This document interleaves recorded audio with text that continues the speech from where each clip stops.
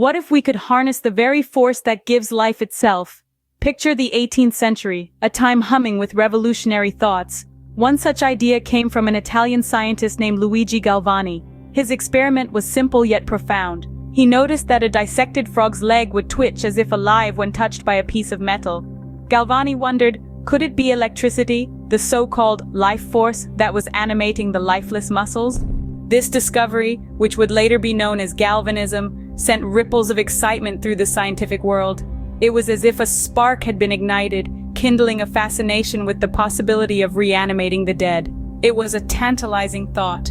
Could life and death be merely two sides of the same coin, separated only by a force we were just beginning to understand? This fascination with life, death, and the force that bridges the two set the stage for a chilling tale that would blur the lines between fact and fiction. As the spark of curiosity ignited, so did a wave of unsettling experiments across Europe.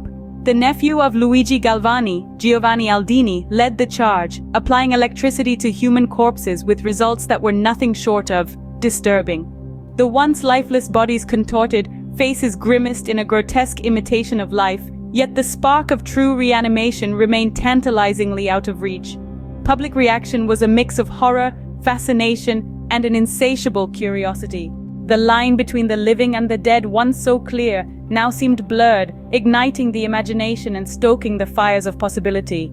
Could the dead truly be brought back to life? Could science unlock the secrets of the life force itself?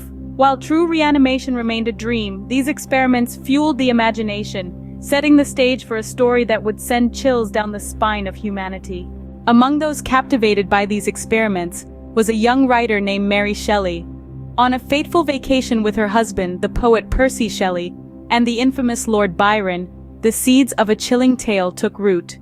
Amidst the backdrop of stormy nights and philosophical debates, Mary found herself wrestling with the profound ethical implications of the scientific ambition she'd observed.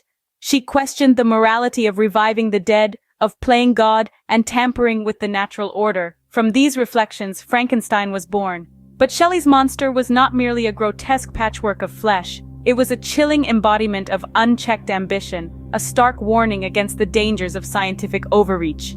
The pursuit of knowledge, untamed by ethical considerations, had given birth to a creature both pitiful and terrifying. Shelley's story wasn't just a horror tale, but a profound exploration of the consequences of unchecked ambition and scientific overreach.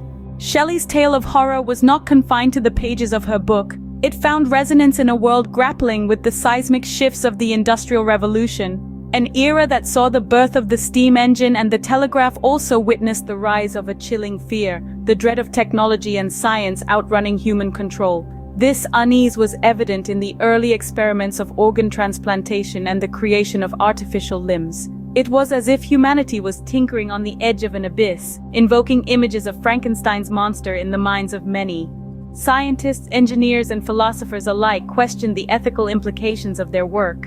Could they, in their pursuit of progress, unleash forces that they might not be able to control? As society grappled with rapid scientific progress, the echoes of Frankenstein's monster reverberated louder. Fast forward to today, and the questions raised by Frankenstein are more pressing than ever. Genetic engineering, artificial intelligence, synthetic life, these are not figments of a novelist's imagination anymore. They are our reality, and they demand us to grapple with the same ethical questions that Mary Shelley pondered over 2 centuries ago. What is the nature of life, and how far should we push its boundaries? Where does scientific curiosity end and reckless ambition begin? These aren't easy questions, but they are crucial. Our generation is at the helm of unprecedented scientific exploration, a thrilling yet daunting responsibility. We stand on the precipice of creating life, not from the parts of the deceased, but from the codes and algorithms of a computer. But as we inch closer to this reality, we must heed the cautionary tale of Shelley's masterpiece. As we continue to push the boundaries of what's possible, the chilling whispers of Frankenstein's monster serve as a reminder of our responsibility to use our power wisely.